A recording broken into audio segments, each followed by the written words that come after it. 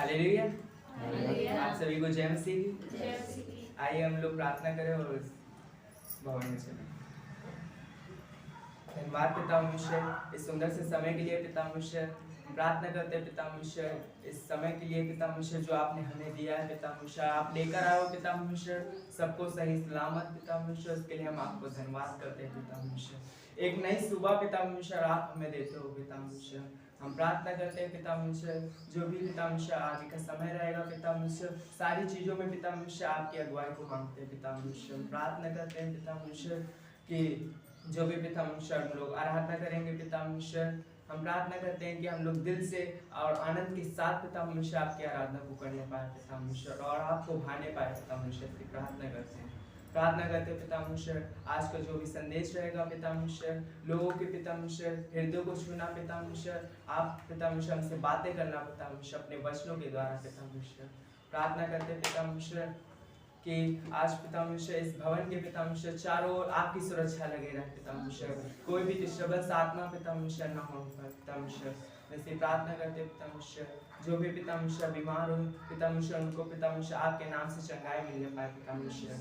हम प्रार्थना करते पिता मनुष्य सारी बातों को हम आपके हाथों में देते हैं प्रभु यीशु मसीह के नाम से मांगते हैं आमीन आमीन। सबको जय मसीह की। आइए हम परमेश्वर की आराधना करेंगे। ओ आकाश सूर्य चंद्रमा स्तुति करो सारा भूमंडल। ओ आकाश सूर्य चंद्रमा स्तुति करो सारा भूमंडल। यीशु ने तुझसे प्रेम किया तेरे लिए अपना प्राण दिया। यीशु ने तुझसे प्रेम किया तेरे लिए अपना प्राण दिया।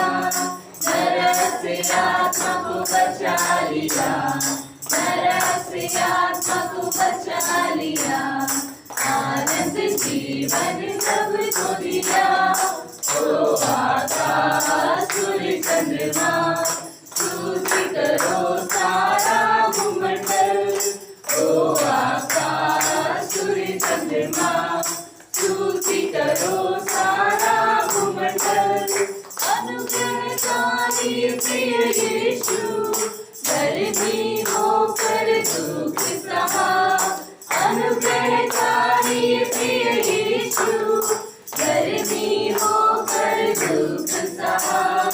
हरा दिया तेरी शैतान को हरा दिया तेरी शैतान को। मृत्यु पे यीशु विजयी हुआ। ओ आकाश सूर्य चंद्रमा स्तुति करो सारा भूमंडल। ओ आकाश सूर्य चंद्रमा स्तुति करो सारा भूमंडल। तूने सुनाया सुसमाचार यीशु जिया था है जरूर। तूने सुनाया सुसमाचार यीशु जिया था है जरूर। बाजे बजाते गाते गीत बाजे बजाते गाते गीत जय जय बोलो जय जयकार। ओ आकाश सूर्य चंद्रमा स्तुति करो सारा भूमंडल। ओ आकाश सूर्य चंद्रमा स्तुति करो सारा भूमंडल। सेनाओं का यहोवा हमारे संग संग है। याकूब का परमेश्वर हमारा ऊंचा गढ़ है। सेनाओं का यहोवा हमारे संग संग है। याकूब का परमेश्वर हमारा ऊंचा गढ़ है। जिसने आकाश बनाया जिसने पृथ्वी बनाई जिसने आकाश बनाया जिसने पृथ्वी बनाई। जो सर्वशक्तिमान प्रभु है वो यहोवा हमारे संग संग है। जो सर्वशक्तिमान प्रभु है वो यहोवा हमारे संग संग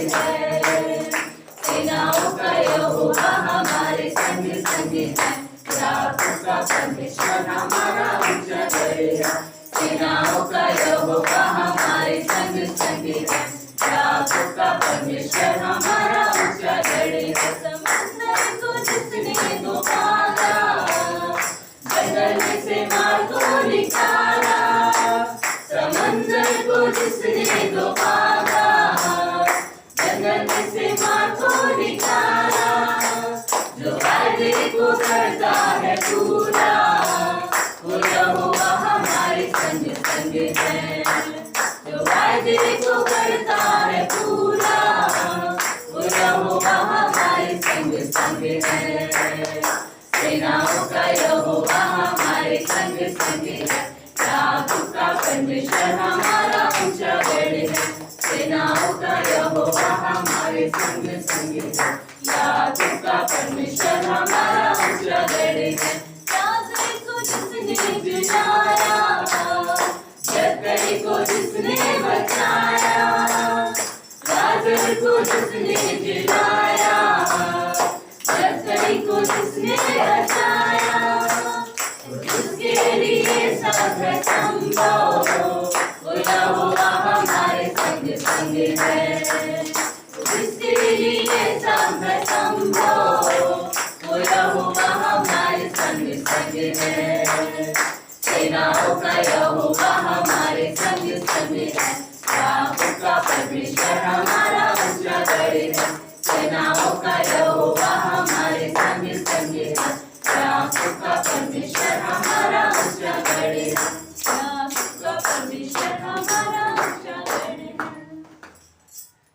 धन्यवाद पिता परमेश्वर, धन्यवाद पिता परमेश्वर, आपका महान है नाम पिता परमेश्वर। पिता परमेश्वर, हम प्रार्थना करते हैं कि आप आपकी स्तुति करते हैं पिता परमेश्वर। आप पिता परमेश्वर स्वर्ग से धरती पर आए पिता परमेश्वर हमारे लिए पिता परमेश्वर। जहाँ पिता परमेश्वर हमारी जगह थी पिता परमेश्वर, आपने वो जगह ले ली पिता परमेश्वर। आप क्रूस पे चढ़ गए पिता परमेश्वर, आप कब्र में गए पिता परमेश्वर। हमारा महान पिता परमेश्वर, आप जी उठे पिता परमेश्वर। इसीलिए हम आपकी पिता परमेश्वर स्तुति करते हैं पिता परमेश्वर। हम आपको धन्यवाद करते हैं पिता परमेश्वर, सारी चीजों के लिए पिता परमेश्वर आपको धन्यवाद करते हैं। प्रभु तेरा नाम है महान, प्रभु तेरी स्तुति मैं गाऊं, मैं गाऊं। प्रभु तेरा नाम है महान, प्रभु तेरी स्तुति मैं गाऊं, मैं गाऊं। तू आया स्वर्ग से धरती पर, मुझको राह दिखाने को। धरती से क्रूस पर मेरा कर झुकाने को। क्रूस से कब्र में, कब्र से आसमां। प्रभु तेरा नाम है महान।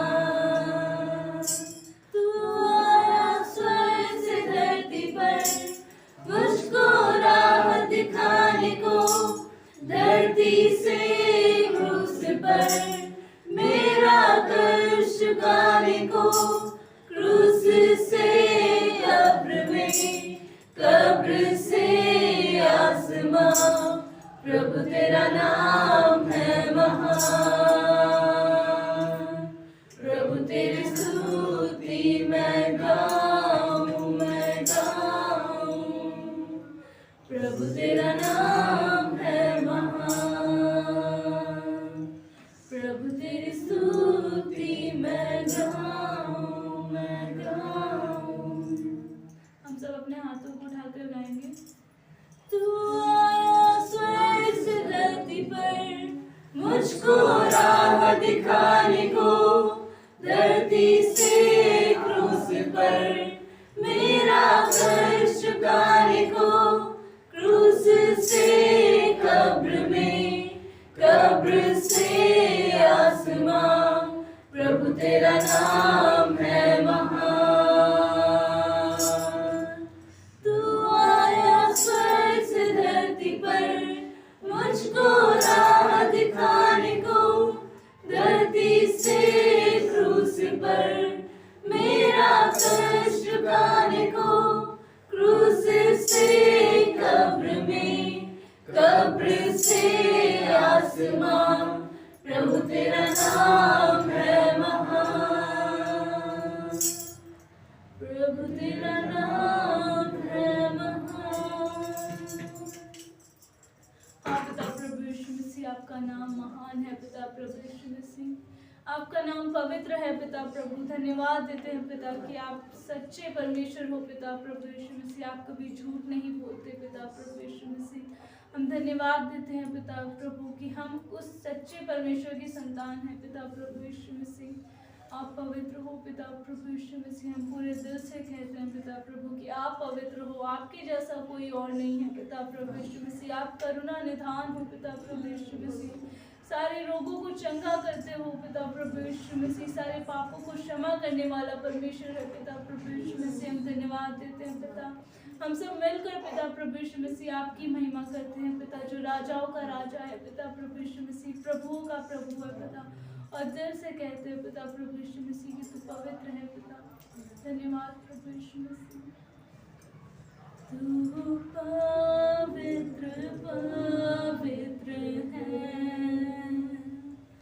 तू पवित्र पवित्र है, तू सच्चा है प्रभु, तू झूठा नहीं है, तू पवित्र पवित्र है, तू सामर्थी योग्य है, तू स्वर्गों के स्वर्ग में है, तू सामर्थी योग्य है, तू स्वर्गों के स्वर्ग में है, तू सच्चा है प्रभु, तू झूठा नहीं है, तू पवित्र पवित्र है, तू करुणा निधान है प्रभु, तू अत्यंत महान है प्रभु, तू करुणा निधान है प्रभु, तू अत्यंत महान है प्रभु, तू सच्चा है प्रभु, तू झूठा नहीं है, तू पवित्र पवित्र है, तू अधर्मों को क्षमा करता है, सारे रोगों को चंगा करता है, तू अधर्मों को क्षमा करता है, सारे रोगों को चंगा करता है, तू सच्चा है प्रभु, तू झूठा नहीं है, तू पवित्र पवित्र है, तू सच्चा है प्रभु, तू झूठा नहीं है, तू पवित्र पवित्र है, तू पवित्र पवित्र है। हाँ पिता, आप पवित्र यीशु मसीह, आपके जैसा कोई नहीं है पिता, आप सारे रोगों को चंगा करते हैं पिता, आप हमेशा हमारे साथ हैं पिता, आपके प्रेम के लिए धन्यवाद देते हैं पिता। यीशु मसीह प्रार्थना करता है आगे के समय को आपके हाथों में देते हैं पिता, हर एक चीज़ में अगुवाई करना पिता, हम सबके हृदय से आप बातें करना पिता, अच्छे संदेश होने पर पिता ऐसी प्रार्थना करते हैं पिता। प्रार्थना यीशु मसीह के नाम से मांगता है। तुझे धन्य कहते रहे हम, जब तक ये जीवन रहे, आवाज देते रहे हम, तेरा नाम ऊंचा रहे,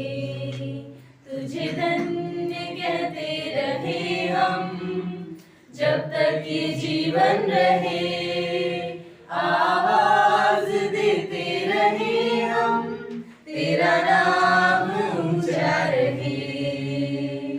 ऊंचे शिखर पर्वतों के करते हैं तुझको नमन, नदियों में बहता हुआ जल गाता है तेरा भजन।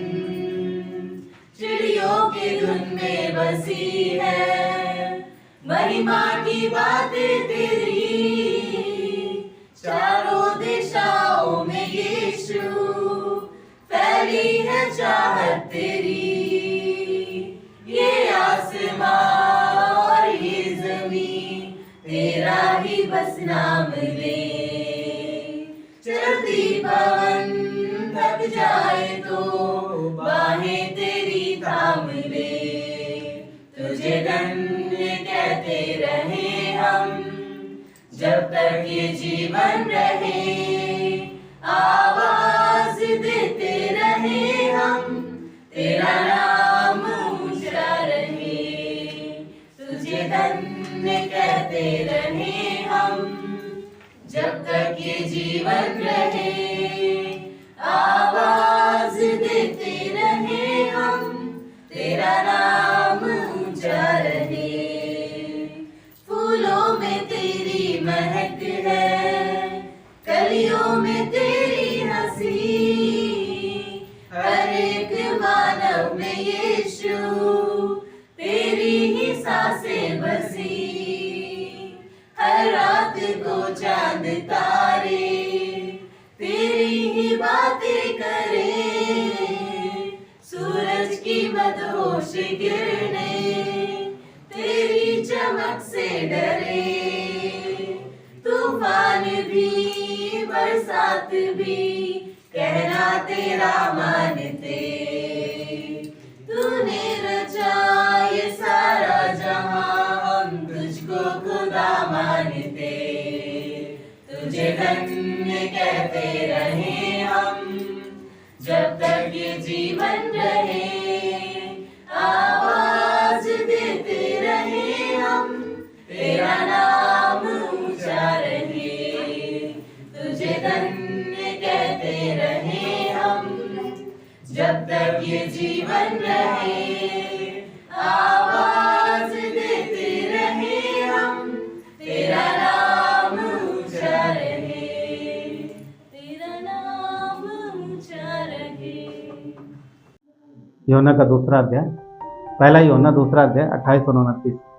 जो पिछला भाग था, जो पिछला संदेश था फैमिलियरिटी, ये वापस से वही नहीं है, उसका दूसरा भाग। ठीक है, तो पहला यूहन्ना दूसरा अध्याय 28 और 29। अतः हे बालकों, उसमें बने रहो कि जब वो प्रकट हो तो हमें हियाव हो, और हम उसके सामने, उसके आने पर उसके सामने लज्जित ना हो। यदि तुम जानते हो कि वो धर्मी है, तो ये भी जानते हो कि जो धर्म का काम करता है वो उससे जन्मा है।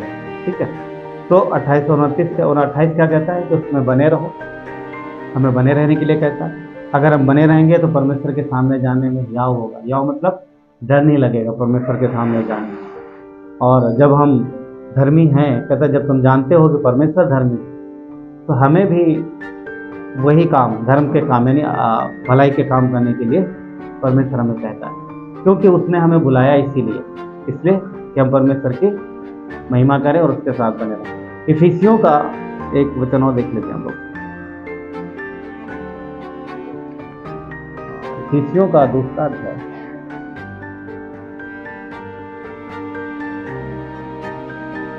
वचन 10। इफिसियों का दूसरा अध्याय वचन 10। क्योंकि हम उसके बनाए हुए हैं और मसीह यीशु में उन भले कामों के लिए सृजे गए जिन्हें परमेश्वर ने पहले से हमारे करने के लिए तैयार किया। तो क्या कह रहा कि हम उसके बनाए हुए हैं, किसके? परमेश्वर के द्वारा हम बनाए गए हैं। और यूहन्ना कहता है कि सारी सृष्टि मसीह यीशु के द्वारा बनी है, तो हम उसके द्वारा बनाए गए हैं और मसीह यीशु में भले कामों के लिए सृजे गए। परमेश्वर ने हमें बनाया है किस काम के लिए? धार्मिकता के काम के लिए, भलाई के काम के लिए ना। और उसने हमें इसीलिए बचाया भी। आइए प्रार्थना करेंगे। प्यारे परमेश्वर, धन्यवाद है आपकी कृपा और दया के लिए। परमेश्वर आपकी महिमा हो। प्रभु यीशु पिता, हम आज के समय को आपके हाथों में सौंपते हैं। संदेश को पिता प्रभु आपके ओर से परमेश्वर हम सुनने के लिए अपने आप को, अपने मन को परमेश्वर, अपने हृदय को पूरी तरीके से आपकी ओर लगाते हैं। और प्रभु यीशु पिता, हम आपसे सुनने पाए तो परमेश्वर आज के दिन में आपकी इच्छा को जानने पाए, जो हमारे लिए पर्सनली, क्योंकि संदेश आपका है परमेश्वर, हम आपके लोग हैं प्रभु, और हम आपसे सुनने के लिए, क्योंकि हमारे जीवन में प्रभु हम अपनी मर्जी से अगर चलेंगे तो कुछ भी सही नहीं है। पर आपके लोग होने के नाते परमेश्वर, आपके संतान होने के नाते प्रभु, हमें आपकी अगुवाई की जरूरत है। पवित्र आत्मा इस संदेश में अगुवाई करना, और हम सब प्रभु आनंदित और उत्साहित होने पाए और जानने पाए वो हर वो बात जो आप हमारे लिए करें। धन्यवाद। प्रार्थना विनती सुना। अब बैठ सकते हैं। जैसे कि हमने कहा कि जैसा कि हमने पढ़ा ना कि हम उसके बनाए हुए हैं और भले कामों के लिए सृजे गए। तो जो संदेश का टॉपिक है वो ये है। पिछले वीक हम लोगों ने एक अच्छा संदेश सुना था, फैमिलियरिटी, क्योंकि परमेश्वर के लोगों को ये जो भाव है, जो फैमिलियर होना, ये कई बार बहुत तकलीफ में ले जा सकता है। तकलीफ में मतलब परमेश्वर से काफ़ी दूर ले जाता है, और उसका ये भी एक रहता है कि पता नहीं चलता कि कब हम उस तरफ चले गए, कब हम परमेश्वर के पाले से दूसरी तरफ निकल गए, हमें पता ही नहीं चलता। हाँ, तो इस तरीके से होता है। तो आज जो है संदेश वो ये है कि हम अनुग्रह के भले कामों के लिए बुलाए गए। हम अनुग्रह में भले कामों के लिए बुलाए गए, और परमेश्वर की इच्छा है कि हम मेहनत करें और प्रभु में कार्य करें, परंतु उस तरीके से जैसा उसकी इच्छा है, ना कि उस तरीके से जैसा हम चाहते हैं। तो हम लोग कुछ समय के लिए, सब लोग खोल सकते हैं लय व्यवस्था 10 अध्याय, थोड़ा सा यहाँ पढ़ेंगे हम लोग, फिर उसके आगे बढ़ेंगे। लय व्यवस्था 10 अध्याय,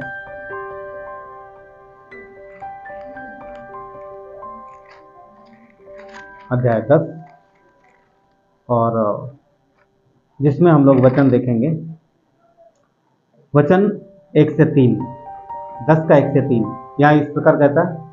तब नाबाद और अबीहू नामक हारून के 2 पुत्रों ने अपना अपना धूपदान लिया और उसमें आग भरी, और उसमें धूप डालकर उस ऊपरी आग को, जिसकी आज्ञा यहोवा ने नहीं दी थी, यहोवा के सम्मुख अर्पित किया।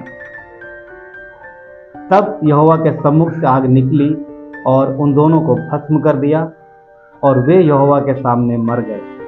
वचन 3, तब मूसा ने हारून से कहा, ये वही बात है जिसे यहोवा ने कहा था कि जो मेरे समीप आए अवश्य है कि वो मुझे पवित्र जाने, और सारी जनता मेरे सामने मेरी महिमा करे।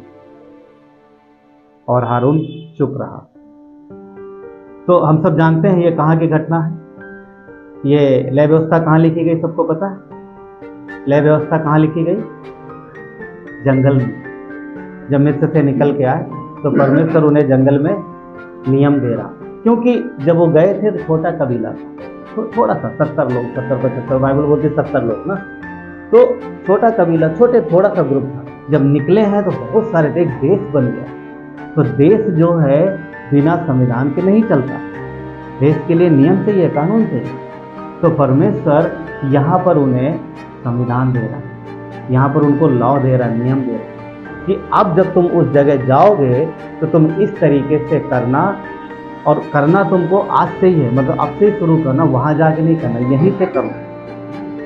तो सब कुछ रेडी हो जाता है, और पहला दिन है किसका? सेवकाई का, मगर हारून के बेटों का। हारून के 2 बेटे यहाँ पे दिखाई दे रहे हैं, नाबाद और अबीहू। इनको याजकी सेवकाई के लिए सहभागिता दी गई है। या जो मेन याजक है वो हारून है, हारून के 2 बेटे हैं जो उसकी मदद के लिए हैं, वो याजकी सेवकाई। सब समझ पा रहे हैं? याजक, सबको पता ना याजक क्या होता है? हाँ, याजक। तो महायाजक हारून है, उसके 2 बेटे हेल्प के लिए, ठीक है। अब उनको काम दिया गया है कि परमेश्वर के सामने क्या करना? धूप जलाना, धूप जलाने का काम दिया गया। अब ध्यान देना इस बात को कि पहला दिन है, वो यंग है, जवान है, बहुत एक्साइटेड है सब, और उनको वो कपड़े दिए गए हैं, इसके पहले कभी पहने नहीं, अच्छी पोशाक पहन ली उन्होंने, हाँ पहना, और वो आपस में बात कर देगा, चल चल जल्दी चल, इन्हें लेट ना हो जाए, वो तो जैसे जो भी है उन्होंने, हाँ सब रेडी हुए और धूप लिया, और एक गलती कर, शायद इसके कई कारण हो सकते हैं अनुमान लगाने से। या तो उन्होंने मूसा की आवाज़ को ध्यान से सुना नहीं, मैं समझता हूँ कि हारून ने भी उनको बोला होगा सीनियर याजक होने के नाते कि ऐसे ऐसे करना, वेदी में से आग लेना, शायद वो ध्यान से सुना नहीं उन्होंने, या फिर ज़्यादा उत्साहित थे तो भूल गए।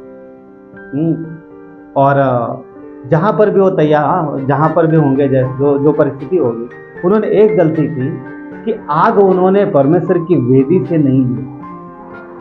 कहाँ से लिया? बाहर, वेदी से आग नहीं लिया, दूसरी कहीं आग जल रही होगी, उन्होंने उठाया धूपदान, उसी में रख लिया आग, और धूप डाली और परमेश्वर के सामने पहुंच। और वचन क्या कहता है? देखिए सुनो, जब वो वचन में जाने से पहले, जब वो तैयार हो रहे थे परमेश्वर ने नहीं रोका, जब वो जो धूपदान में आग डाल रहे थे बाहर की, तब भी नहीं रोका। क्यों रोके? क्योंकि उनको पहले बता दिया गया। हाँ, पर जब वो प्रवेश कर गए और जब वो धूपदान देने के लिए जब यहोवा के सम्मुख पहुंचे, तो वचन 2 कहता है कि यहोवा के सम्मुख से आग निकली और उन दोनों को भस्म कर। यहोवा के सम्मुख से आग निकली और उन दोनों को भस्म कर दिया। अब देखिए, सेवकाई का पहला दिन है उन दोनों का। हारून भी खुश है कि उसके बेटों को परमेश्वर ने ये मौका दिया, और दोनों अंदर जाते हैं, दोनों धूप देने के लिए जाते हैं, और वहीं ऑन द स्पॉट भस्म हो जाता, भस्म हो जाता। जो लिखा है भस्म हो जाना ना, इब्रानी में उसका शब्द है अकाल, अकाल, AKAL, अकाल। और इसका मीनिंग ये है कि पूरी तरीके से भस्म कर देना, या दूसरा है कि निगल जाना। जब कोई किसी को निगल जाता दिखाई देता नहीं, दिखेगा ना। क्या बोलते हैं, मगरमच्छ, निगल जाने वाले कई जानवर ना, तो निगल जाते, मगरमच्छ या फिर अजगर वगैरह चीज़ों को निगल जाते हैं।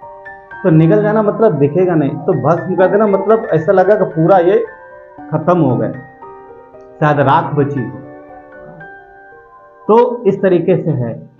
अब लिखा है कि वो, अब देखो एक गलती थी उनकी, है ना। इसके पहले क्या कभी वो काम किया उन्होंने? नहीं किया। पहली बार लेके गए, पहली बार गए और उसी समय मर गए ना। क्या परमेश्वर को उन्हें एक बार क्षमा नहीं करना चाहिए? कितने लोग तैयार मतलब इस बात को मानते हैं यार पहली तो गलती थी, क्यों मार दिया? और सोचो कितना डर गए होंगे वो बाकी अन्य लोग वहां के और भी लोग थे ना, तो कितना डर गए होंगे। और पूरा खबर फैल गई होगी पूरे मंडल, अरे बाप रे ये हो गया। जैसे परमेश्वर के सामने गए, आग निकली, कहाँ से? वेदी में से आग निकली और जल गए, परमेश्वर के सम्मुख से निकली, है ना। तो माफ करना चाहिए, क्या लगता है? एक्चुअली में माफ करना चाहिए, हमें लगता है आपको, मगर कई जगहों पर परमेश्वर समझौता नहीं करता। क्यों? कारण ये है कि ये जो चीजें हैं ये परमेश्वर की पवित्रता को प्रकट करती है। याजकी सेवकाई जो है परमेश्वर के सामने उपस्थित होना, और वो परमेश्वर की पवित्रता को बराबर मेंटेन करके ही जाता है। जितनी चीजें मूसा को दी गई याजकों के लिए, हर याजक को एक्यूरेट वो चीज पूरी करनी पड़ेगी, अन्यथा यही होगा। और इन लोगों ने एक गलती कर दी। परमेश्वर को बाहरी आग की जरूरत नहीं है, वचन कहता वो खुद ही आग है ना। पवित्र आत्मा आग दर्शाएगा पवित्र आत्मा को। तो पॉइंट ये है कि पवित्रता, परमेश्वर की होलीनेस, परमेश्वर की जो पवित्रता है, परमेश्वर उसमें समझौता नहीं करता। वो पवित्र है, पवित्र रहेगा हमेशा। वो अगम्य ज्योति है, तो जब वो कहता है कि तुम मेरे काम के लिए ठहराए गए हो, तो तुम्हें भी सही तरीके से करना है। अगर परमेश्वर वो गलती माफ़ कर देता तो हारून भी खुश हो जाता, अच्छा ये गलती की तुमने, फैमिलिटी आ जाती, शायद आगे से कुछ लोग और गलती करते, मगर आगे नहीं लिखा कभी दोबारा ऐसी गलती की। क्यों? क्योंकि कुछ चीज़ों में गलती नहीं होनी चाहिए। तो परमेश्वर की पवित्रता है यहाँ पर, ताकि लोग सीरियस लें कि परमेश्वर कितना पवित्र है। इजरायलियों पर परमेश्वर की पवित्रता की गहरी छाप पड़े, इसलिए यहाँ पर वहाँ पर परमेश्वर ने उन्हें एक तरीके से उन्हें स्वीकार नहीं किया, ना उनकी भेंट को जो ले गए थे धूप, ना उनको स्वीकार किया, और वो खत्म हो गए वो। तो सोचने वाली बात है कि उनका पहला दिन था, और वो जल्दी ही मतलब सारी चीजें रेडी हो रही थी। मैं सोच रहा था कि अगर ये चीज आज कलीसिया में अलाउ हो जाए तो क्या हो। आज जो धूप है वो क्या प्रकट करता है, मतलब धूप जो वहां मंदिर में दी जा रही थी परमेश्वर के सामने, आज किस चीज को प्रकट करता है?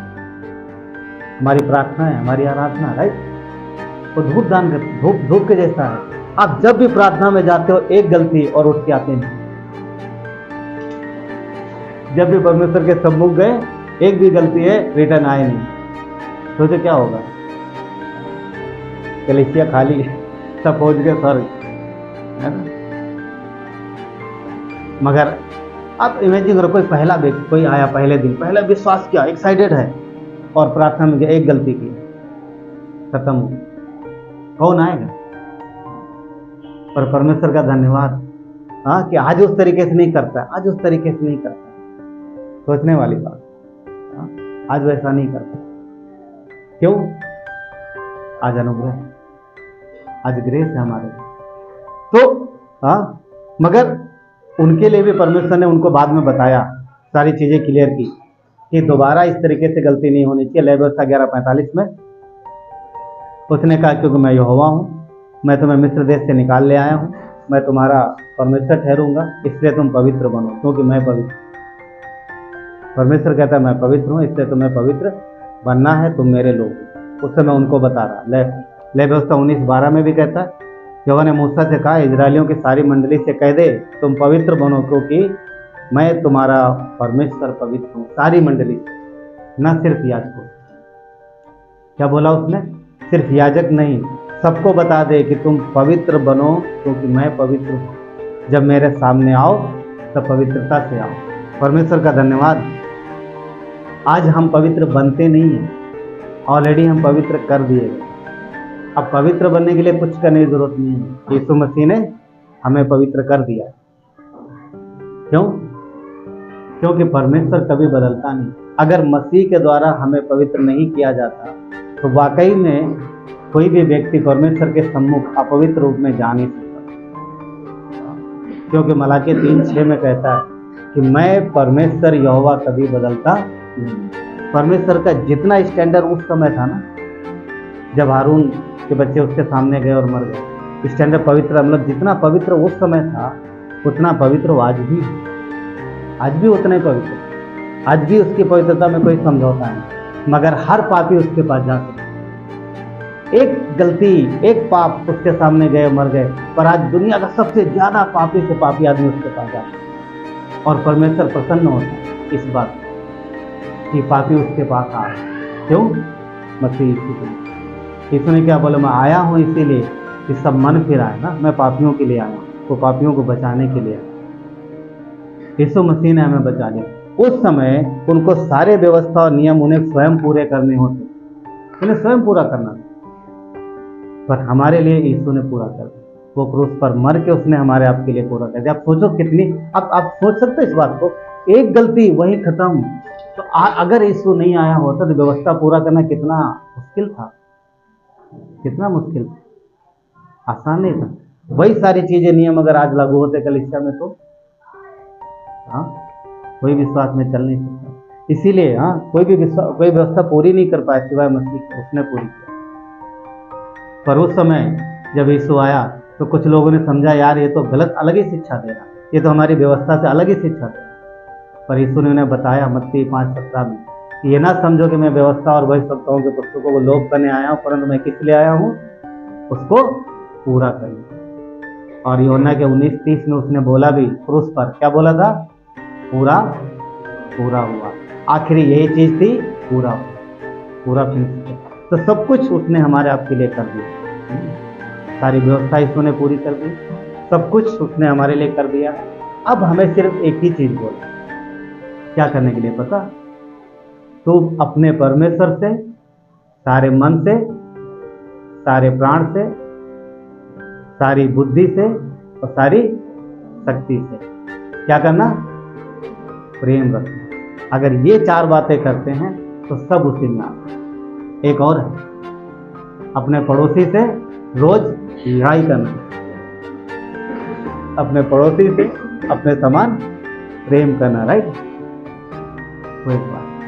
तो इसका मतलब ये नहीं है कि परमेश्वर ने सिर्फ पुराने नियम में बोला कि तुम पवित्र बनो क्योंकि मैं पवित्र हूं। क्या नए नियम में नहीं बोला है? नए नियम में भी कहा है, पहला पत्र 1:16 में लिखा है, कहता है पवित्र बनो क्योंकि मैं पवित्र हूँ, पवित्र बनो क्योंकि मैं पवित्र हूँ। तो ये कैसी पवित्रता की बात कर रहा है? सुनो, हमें परमेश्वर के सामने जाने के लिए, हमें स्वर्गीय तौर पर उद्धार पाने के लिए, हमें अपने पापों के लिए बलिदान चढ़ाने की जरूरत नहीं। हम ऑलरेडी पवित्र हैं, यीशु के लोग द्वारा हम धोए गए हमेशा के लिए। मगर अब जब पवित्र हो गए हैं स्वर्गीय दृष्टि पर, स्वर्ग में हमारे नाम है, वहां पर हमें पवित्र लिखा गया, मगर धरती के जीवन के लिए कहता है कि तुम अपनी चाल के अनुसार, अपने व्यवहार में, अपनी बातचीत में, अपनी रोज की दिनचर्या में, अपने जहाँ रहते हो, इन सब चीजों में पवित्रता से चलो। ये जो पवित्रता, ये पवित्रता से चलने की बात करता है। कि यीशु ने हमें इस बात समझ पा रहे हैं आप? इस बात को क्लियर समझ पा रहे? ये 2 बातें हैं, हम स्वर्गीय दृष्टि पर पवित्र हैं, पर धरती पर हम पवित्र, हम शारीरिक रूप में पवित्र नहीं हैं, हम सिद्ध नहीं हैं। तो इसके लिए परमेश्वर बोलता है कि तुम मसीह यीशु के जैसा, हाँ चलो, उसका जैसा पवित्र बनने की कोशिश करो। ये इस तरीके से। तो यूहन्ना 1:17 कहता है कि व्यवस्था तो मूसा के द्वारा आई, परंतु अनुग्रह और सच्चाई मसीह के द्वारा पहुंची। तो परमेश्वर ने हमें पवित्र कर दिया, पर धरती पर हमें पवित्र रहने के लिए, सही जीवन जीने के लिए चलने की बात करता है वो, कि हमें अच्छे से चलना है परमेश्वर के साथ। पर अब हम व्यवस्था में बने नहीं हैं, हम अनुग्रह और सच्चाई में। यीशु के साथ, यीशु मसीह में अनुग्रह और सच्चाई दोनों आई। अगर सिर्फ अनुग्रह होता तो सच्चाई के बाय बाय बोलते, झूठ बोला, आने दे पैसा ऑलरेडी कितना झूठ आदमी है, राइट। तो विश्वासी बोलते अभी तो हम अनुग्रह में है, सच्चाई से कोई मतलब ही नहीं, सब हम भी चलेंगे तुम्हारे जैसे। पर सच्चाई आई, अनुग्रह और सच्चाई दोनों। तो अनुग्रह ये है कि पापी स्वीकार किए जा रहे हैं, और सच्चाई ये है कि परमेश्वर पाप से नफरत है। तुम पापी हो, पर यीशु बोलता आ जाओ, स्वागत है, मगर अब से पाप और बढ़ाना है ना करना, राइट। तो अब इसका मतलब ये नहीं कि हम आज विश्वास के अगले दिन पूरी तरीके से साफ हो जाएंगे, नहीं। धीरे धीरे परमेश्वर से मदद मांगते हैं, वो हमें सामर्थ देता है, उसको पुकारते हैं, हमें उन चीज़ों से बाहर निकालता है, क्योंकि हम कमज़ोर हैं और परमेश्वर हमारी कमजोरियों में हमारी ताकत बनता है। क्यों? क्योंकि हम अनुग्रह द्वारा बचाए गए हैं, और परमेश्वर हमें हमेशा अनुग्रह देता है और कभी भी उसका अनुग्रह कम नहीं होता। मगर वो ध्यान रखना है कि बुराई से परमेश्वर प्रेम नहीं करता। जैसे हम अपने बच्चों के बुराइयों से प्रेम नहीं करते, अगर वो बुराई में चलेंगे, गलत रास्ते पे चलेंगे, तो हमें गुस्सा आएगी, माता पिता होने के नाते दुखी होंगे। सेम परमेश्वर को अच्छा नहीं लगता, पर वो हमारी सहायता मदद भी करता है कि उन चीज़ों में हमें उन चीज़ों से हमें बाहर निकाल सके। इफिसियों का 2 अध्याय वचन 8 कहता है, क्योंकि विश्वास के द्वारा अनुग्रह के से ही तुम्हारा उद्धार हुआ है, और ये तुम्हारी ओर से नहीं है, परमेश्वर का दान है। तो उसने हमें दान दिया है, उसने हमें उद्धार जो दान दिया है। 10 कहता है, क्योंकि हम उसके द्वारा बनाए गए हैं और मसीह यीशु में भले कामों के लिए सृजे गए, जिन्हें पहले से उसने हमारे करने के लिए तैयार। तो सुनो, एक बच्चे का एडमिशन कराया जाता है स्कूल में, ठीक है, एडमिशन हो गया, उसके बाद में बच्चे को क्या करना है, जो तो बोलो क्या करना है सबको? पढ़ना है बच्चे को, स्कूल जाना है, पढ़ना है बच्चे को। माता पिता क्या करना है, किताबें लाना है, पेंसिल लाना है, उसको कपड़े देना है, वो सब अरेंज करना है ना। तो दोनों का काम है, माता पिता को भी करना है, बच्चे को भी करना है। एडमिशन किसने कराया, बच्चे ने नहीं, माता पिता ने। स्कूल में दाखिला माता पिता ने कराया। किताबें कौन ला के दे रहा, जो उसको चाहिए कौन दे रहा, माता पिता दे रहा। बच्चे को करना है। सुनो सेम बात, यीशु ने हमारा दाखिला करा दिया स्वर्ग में, उसके द्वारा पूरी फीस जमा कर दी, धरती पूरे जब तक रहेंगे जिंदा दाखिला हो गया। अब धरती पर वो हमारे लिए किताबें, राइट, ड्रेस, ये सारी चीज़ अवेलेबल कराता है। मतलब हमारे जीवन में जो भी मदद चाहिए, जो भी सहायता चाहिए, वो सब देता है। परंतु चलना हमको है, विश्वास में हमारी चाल को हमें चलना, वो हर जगह सहायता मदद है। आप समझ पा रहे हैं? इस तरीके से है। तो दाखिला हो गया है, फीस भर गई है, कभी भी स्कूल से निकाले नहीं जाएंगे, मतलब कभी भी हम स्वर्ग से निकाले नहीं जाएंगे। एक खड़े हो तुम्हारी फीस नहीं जमा होगी, कभी भी ऐसा स्कूल में बोला जाता है, वहाँ नहीं बोला जाता। तो इस तरीके से, इसलिए हमें अब जब हम बचा लिए गए हैं तो हमें अनुग्रह में काम करना है। उसने हमें बचा लिया है, अब हमें मसीह में काम करना है, क्योंकि हम उसी के लिए बनाए गए हैं। इफिसियों 2:10 क्या कहता है कि हम भले कामों के लिए ही बनाए गए, भले कामों के लिए ही सृजे गए, है ना। तो कुछ समझ पा रहे? कितने लोग ये मानते हैं कि हम ईश्वर द्वारा बचाए गए? वेरी गुड, अच्छी बात। और कितने ये जानते हैं कि हम उसी के द्वारा बनाए गए? सब जानते हैं, वेरी गुड, बहुत अच्छा। अब हमारा देखो, बनाए गए मतलब हमारा शरीर, हमारा प्राण, हमारा आत्मा परमेश्वर के द्वारा बनाया गया। हम जो सांस लेते हैं, हर वो सांस वही देता है, हमें स्वस्थ वही रखता है। हमारे जिंदगी में जितने दिन आएंगे ये भी वही निगरानी, हाँ, ये सब वो करता है। तो एक सवाल और है, क्या आप जानते हैं कि उसने आपको क्यों बनाया है, उसने आपको क्यों बचाया? बचाया मतलब क्यों एडमिशन कराया उधर स्वर्ग में, क्यों रखा, क्यों? क्योंकि हम धरती पर परमेश्वर की इच्छा को पूरी करें, इसलिए हम भले कामों के लिए ही बनाए गए। भले काम मतलब परमेश्वर की इच्छा के कामों के लिए ही बनाए गए हैं। उद्धार मिल गया है, अब बोल रहा है कि उद्धार में तुम मेहनत करो और काम करो। हाँ, पौलुस क्या लिखता है तीमुथियुस को कि तुम मेहनती बन और प्रभु में दुख उठा, कष्ट उठा, तकलीफ उठा, इसके लिए बोल। तो हमें धरती पर रहते हुए परमेश्वर के कार्यों के लिए तकलीफ और कष्ट उठाना है, क्योंकि हम इसीलिए बनाए। और अगर हम इन चीज़ों पे फोकस नहीं करते हैं, ध्यान नहीं देते हैं परमेश्वर के कार्य के लिए कि जिसके लिए उसने बनाया, दो बातें, शरीर में भी बनाया और बचाया भी। और अगर हम संसार में ज़्यादा ध्यान दे रहे हैं, मन लगा रहे हैं, तो फिर परमेश्वर उलाहना भी देता है। कहीं पर है, याद है किसी को? परमेश्वर अपने लोगों को उलाहना दे रहा है, वो अपने ही काम में लगे हुए हैं। हाँ या नहीं? सबको पढ़ा सबने आगे की किताब, आगे भविष्यवक्ता ना, वहाँ पर पढ़ोगे परमेश्वर आगे भविष्यवक्ता के द्वारा अपने लोगों को उलाहना दे रहे। क्यों? क्योंकि वो लोग आए हैं लौट के बंधुआई से और सब अपना अपना घर बना रहे हैं, अपने अपने काम में लगे हैं, सब इंजॉय, मतलब सब अपने अपने चीज़ों में।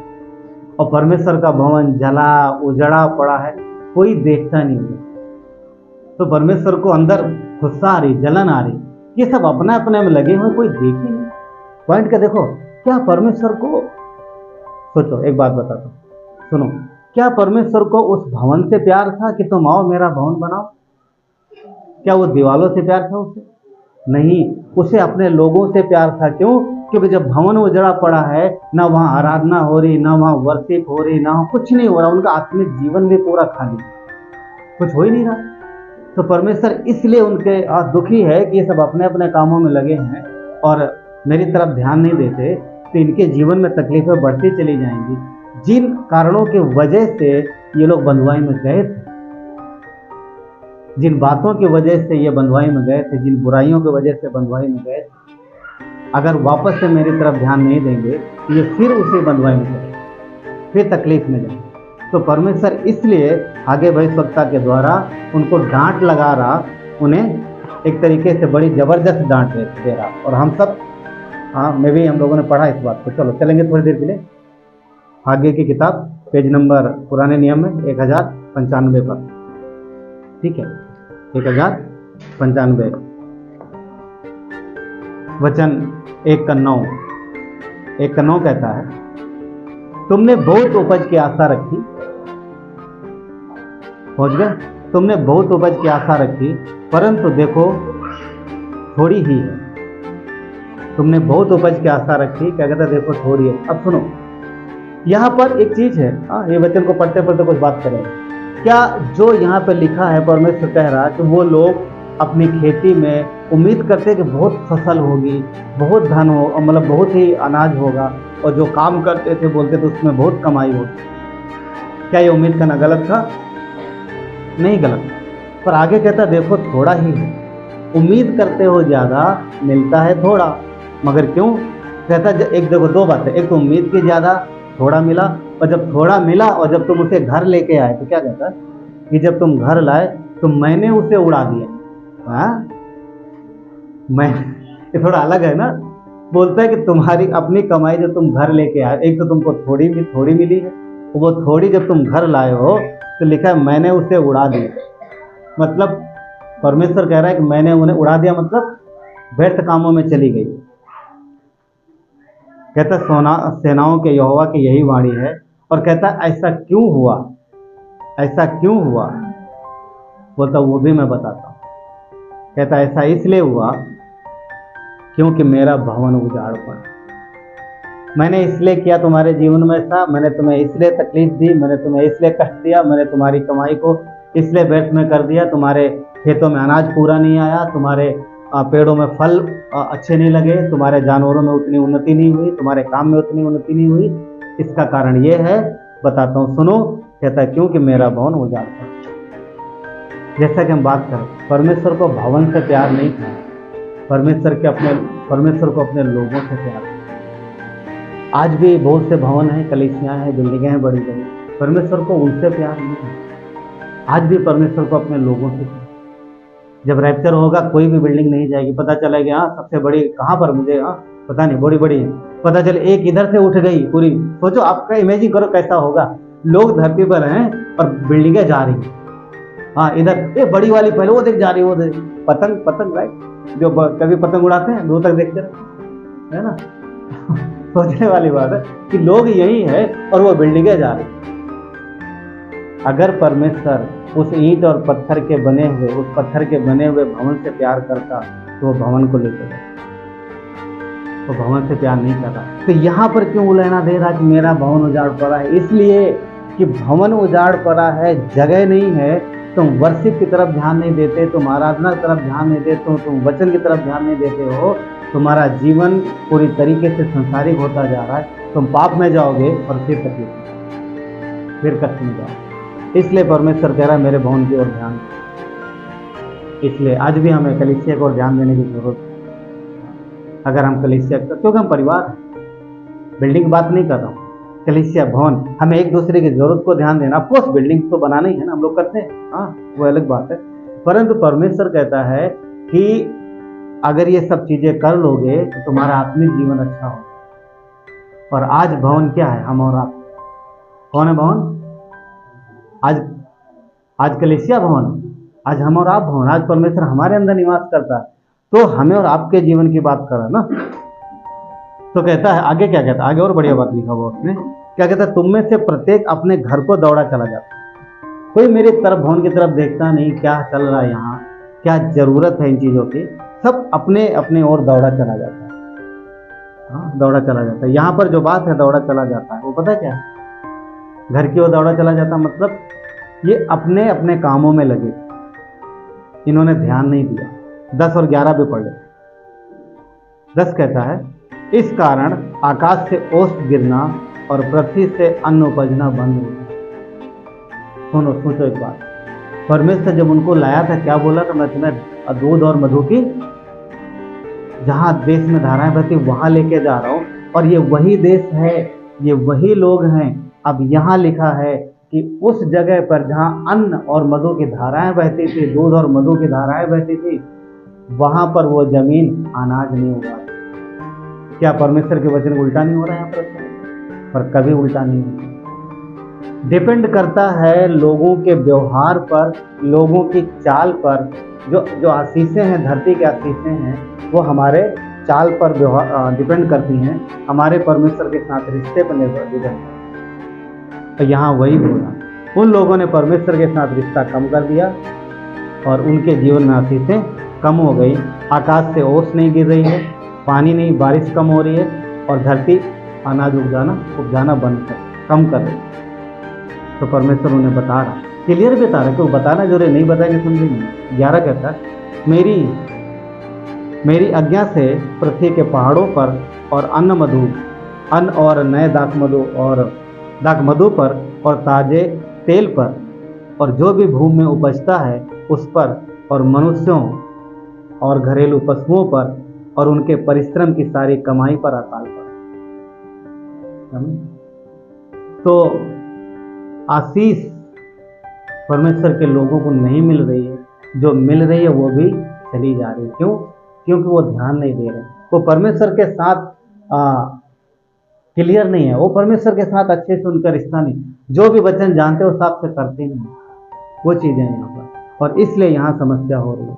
क्यों? क्योंकि सब अपना अपना देख रहे हैं, अपने अपने चीजों में लगे, अपने अपने कामों में लगे। यहाँ पर लोग क्या देख रहे हैं पता? शारीरिक सुख सुविधाएं, मेरे घर में ये होने चाहिए, मेरे घर में ये होना चाहिए, मेरा ऐसा ये होना चाहिए, मेरा जीवन ऐसा होना चाहिए। आज भी दुनिया देखो यही कामों में तो लगी हुई है। संसार को देखो, मेरे घर में फिर जो नॉर्मल जीवन जी रहे लोग, वो बोलते हैं अच्छा कूलर है हमारे घर में, एसी होना चाहिए, मोटरसाइकिल है, कार होनी चाहिए, ये हो सकता है। और कई बार कलीसिया के लोगों में भी ये इच्छाएं होना गलत नहीं है, पर यही चीजें होती रही अगर और परमेश्वर की ओर ध्यान नहीं दिया तो प्रॉब्लम हो जाती है। क्योंकि परमेश्वर की इच्छा पता क्या है? हमारे आपके लिए परमेश्वर की इच्छा पता क्या है? एक बेहतर जीवन देना। कल रौनक आया था घर पे, हम एक वीडियो देख रहे थे, है ना, और एक टीचर है राइट, उसने गवाही दी थी। टीचर क्या नाम था उसका? खान सर ने गवाही, छोटा सा क्लिप वीडियो किया। उसने पता क्या बोला? यहूदी लोग बहुत बुद्धिमान और बहुत अमीर होते, बोलते ये बहुत बुद्धिमान होते और बहुत अमीर होते। ये पहले विश्व युद्ध के विषय में कुछ बता रहा था कि उन्होंने ब्रिटेन को बहुत पैसा दिया, उसकी गवाही ऐसा बोला। तो मैंने इसको उसी समय वीडियो को कम कर देखो क्या बोला, यहूदी लोग बहुत बुद्धिमान और बहुत अमीर। कहाँ से आ रहे पैसे उनके? कहाँ से आ रही बुद्धि? परमेश्वर जो बुद्धि देता है, परमेश्वर जो सब कुछ देता है। क्या नीति वचन में नहीं बोला कि मेरे दाहिने हाथ में दीर्घायु और बाएं हाथ में धन और? तो क्यों नहीं देगा? मगर उसके लिए परमेश्वर की इच्छा को जानना वो संसार। आज भी गवाही, अन्य जाति लोग गवाहियां देते हैं, है ना, आज भी, आज की ताजा गवाही बता रहा हूँ वो बात। आज भी आप देखो, अगर आप सर्च करोगे, ढूंढोगे, आज भी यहूदी बहुत अमीर। बैंकिंग सुविधा किसी ने बोला था, मतलब किसी व्यक्ति का कहना है कि बैंकिंग जो दुनिया में आई है यहूदी लेके आए। तो यहूदी ज्यूस बहुत बुद्धिमान और बहुत धनवान। कौन कर रहा है उनको? कौन दे रहा? परमेश्वर दे रहा। तो क्या परमेश्वर सिर्फ उन्हीं से प्यार करता? हमसे आपसे नहीं करता है। मगर ये गलती जो यहाँ पर ज्यूस उस समय कर रहे थे यहूदी, आज धनवान है, उस समय नहीं थे, जब आगे के समय में। क्यों? क्योंकि उस समय संसार को देख रहे थे और संसार की तरफ ज्यादा ध्यान करते हुए और वही चीजें अपने घर में लाने की कोशिश कर रहे थे, उनकी इच्छा था। जबकि परमेश्वर चाहता था कि तुम्हारे घर में सारी चीजें होंगी, तुम्हारे जीवन में सब कुछ होगा, मगर मेरी इच्छा। तो यहाँ पर यह समस्या है। तो परमेश्वर के साथ पहले अच्छा रिश्ता कर रखना है और अपनी चाल को सुधारना है और जैसा परमेश्वर कहता है वैसा करना है। तो हमारे आपके जीवन में परमेश्वर बढ़ाएगा है, जो उसका है उसको देना है। यीशु ने क्या बोला जब वो यहूदी उसके पास आए थे कि क्या तुझे कैसर को कष्ट कर नहीं देना चाहिए? कैसर को कर नहीं देना चाहिए। तो उसने बोला तुम मुझे क्यों परखते हो? एक सिक्का लेके आओ। तो एक सिक्का लेके आओ उसके पास ना, मेरे जेब में है क्या? है शायद, ठीक है, एक सिक्का लेके आया, इसमें फोटो है, ठीक, ऐसा दिखाया होगा। इधर तो भारत सरकार का फोटो है। तो वो बोला कि इसमें किसकी फोटो? बोला कैसर की। तो बोला जो कैसर का हो कैसर को दो और जो परमेश्वर का हो परमेश्वर। समझ पा? मतलब जितना टैक्स कह रहा कैसर का है उसका बनता दोनों ईमानदारी, और जो परमेश्वर का परमेश्वर को दो। यहूदी चुपचाप चले गए।